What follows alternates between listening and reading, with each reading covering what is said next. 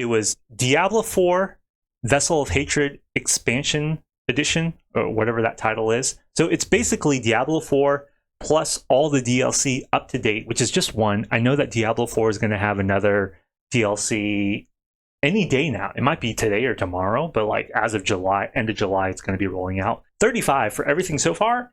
Not a bad price. And again, this is like the lowest record. If you just want to buy Diablo 4 base game edition in itself, I think it's $22. Again, that's a record low. Game number 2 is Dynasty Warriors 9 Complete Edition for $33.99.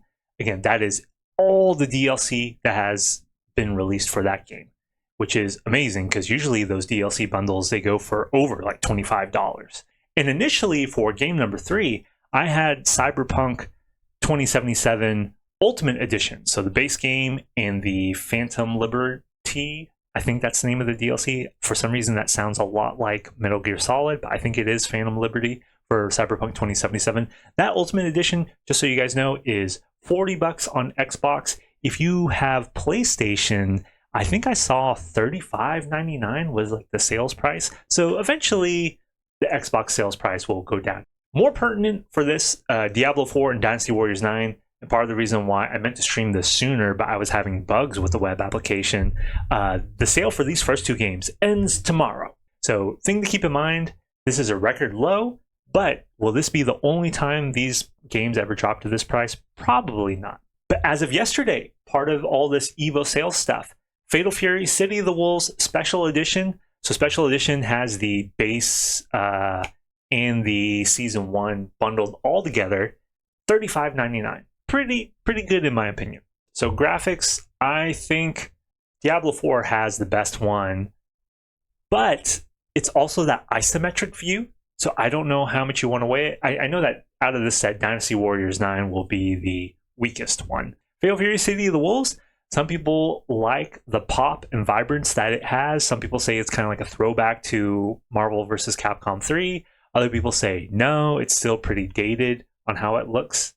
Dynasty Warriors 9 is already like 8 years old at this point. So even with the isometric view, that's probably like the biggest gripe I have against Diablo 4. We'll say that it has the best graphics. So it's number 1, gets 3 points. Next will be Fatal Fury City of the Wolves. And then after that, Dynasty Warriors 9. Character variety. In Diablo 4, you have Barbarian, Sorcerer. Like with this expansion, you have the Nightborn, which is like a nod to Native Americans, and you have spirit animals. You have a monkey spirit animal. I think you have a tiger or something like that.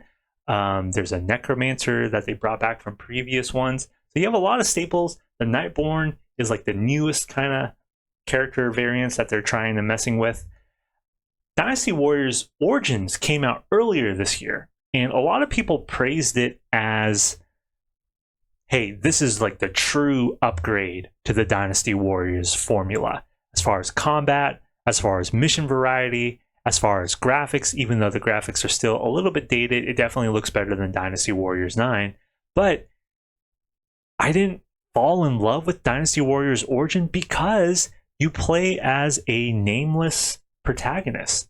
For me, if you're playing Dynasty Warriors, you want that repeated history that everybody at this point who's played a Dynasty Warriors game, they're familiar with the Romance of the Three Kingdoms saga. This nameless protagonist, like, he's not part of like Chinese folklore history. You're just like some dude. Exactly. So you nailed it on the head.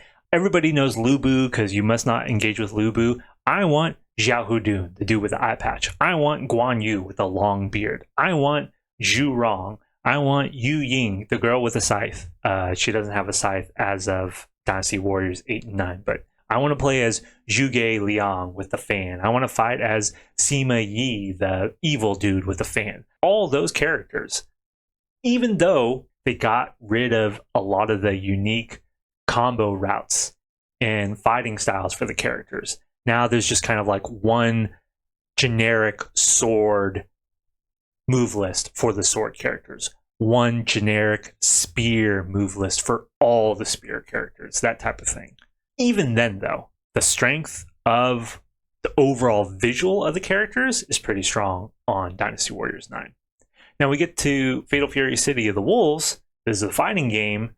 I think for the most part, this is a release where you don't really have a lot of clone fighters in this. Like, you're not having again, like the diehards for Street Fighter, they will say that Ryu and Ken and all the Shotos are completely different. But I don't think you even have that consideration over here. Like, every character is pretty distinct. The problem is, I played the first beta, okay, and then I really didn't have any interest playing the second beta because they limited how many characters were out. Fatal Fury City of the Wolves has the controversy of like the inclusion of real life guest characters with Cristiano Ronaldo and Salvatore Ganacci, even though people have kind of come around to Salvatore. There's the idea of, hey, I kind of want to check out what Billie Kane is like in this game. Because I've been playing Chun-Li in Street Fighter 6, I'm kind of curious how she would play in this. I did enjoy Preacha, so does that mean that whenever Joe Higashi finally returns, like, I would really be into him? Maybe. The overall package, the amount, is still going to be Dynasty Warriors 9. And then Fatal Fury City of the Wolves. And then the classes, even though the classes, they might have 2 or 3 different type of play styles you could do, I think this comes in last here. Let's say maybe game life balance. First of all, I got to be honest that I do like grindy games. That's why I can play Warframe. That's why I can play certain gacha games. That's why back in the day, if you guys are familiar with the tactical RPG Disgaea, where the max level that you can get in that game is not level 100, not level 1000, but level 9,999, I played and enjoyed that game. So I don't have a problem with grinding, but it's just, do I have the game life balance to play another grinding game on top of the grindy games that I have right now? I don't know. Like, that's where I have to like take a little bit of pause, because is it possible to play some of these other games more casually is maybe the other way to frame it.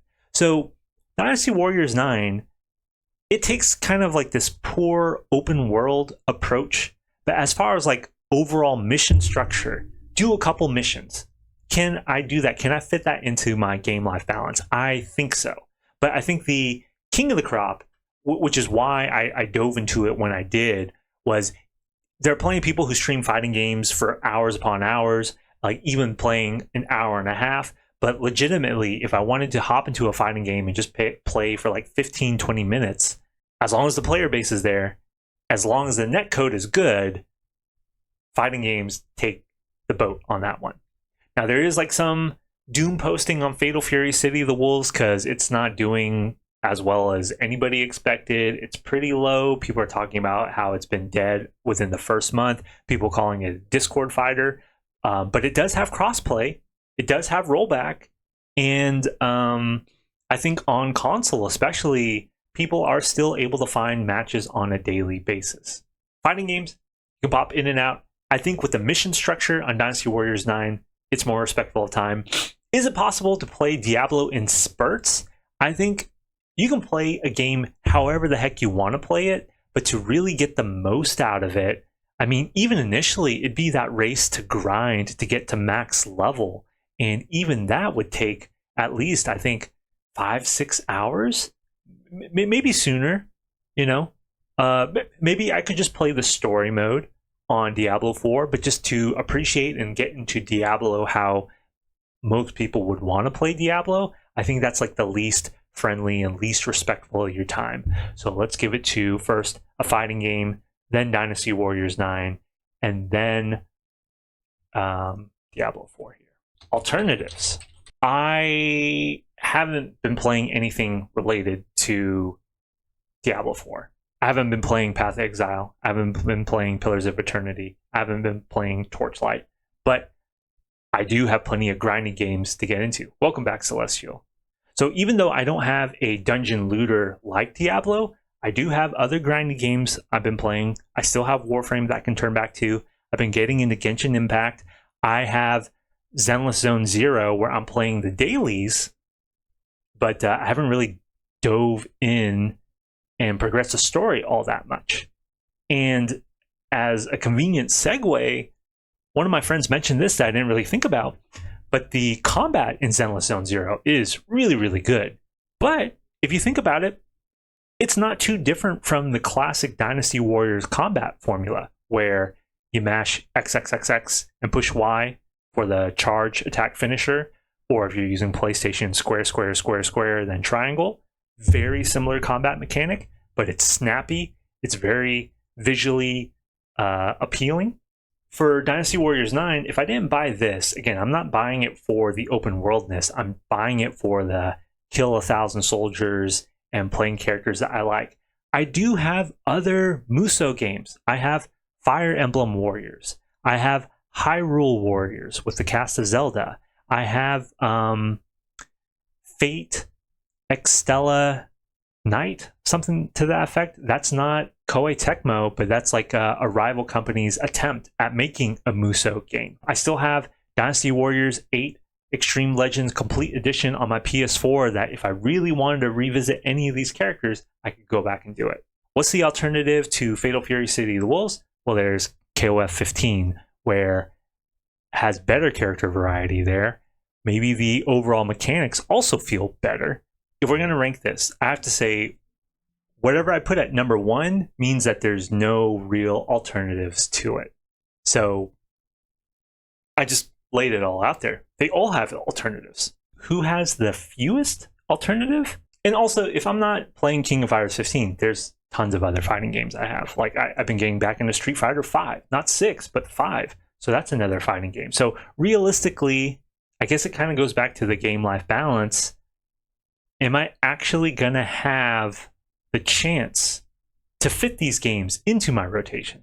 Especially when I have an alternative game that I could be playing. I can talk about playing games a whole lot. Do I play games off stream? I do. I don't do that much additional gaming off stream as it might appear with the way I try to structure and sequence everything. Less room for substitution? This has the least room for substitution. Then this. Then Diablo 4. And one more criteria and we'll close this out. Well, very simply, the price. So, I mean, it's like just $1 or $2 difference. But as it stands, this is the cheapest, then this, then Fatal Fury City of the Wolves. So let's tally it all up. I think it's going to tell me that Dynasty Warriors 9. Oh, a tie between Dynasty Warriors 9 and Fatal Fury City of the Wolves. So this, as you can see here, this is pretty bland. You saw that it loaded pretty quick, so it's very responsive, but we can add a little bit more zest. But thinking about how to make it zestier without it looking cheap, people, whenever they think about web applications, they focus a lot on the visual. And again, like, you don't want something to be completely ugly, like, oh, like you might not be a fan of these colors, but that can change. It's just like if we think about stream overlays, the position of everything, that can be easily adjusted. Like, that's not the actual mechanic behind streaming, right? Like the actual mechanic behind streaming is like looking at the OBS behind the scenes stuff. So the same thing with like the coding right there. For you guys, if you've never programmed or coded in your life, if you can follow along, if you can think through that logic, what did we do? We designated 3 games. We gave a little bit of detail at each one. We uploaded a photo. We have a button that we're clicking. And what happens when it clicks that button? You have what it takes to be a programmer and coder.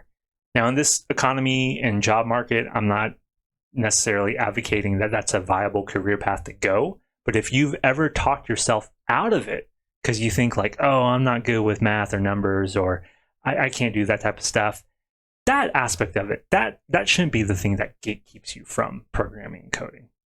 Man, am I going to buy Dynasty Warriors or Fatal Fury City of the Wolves?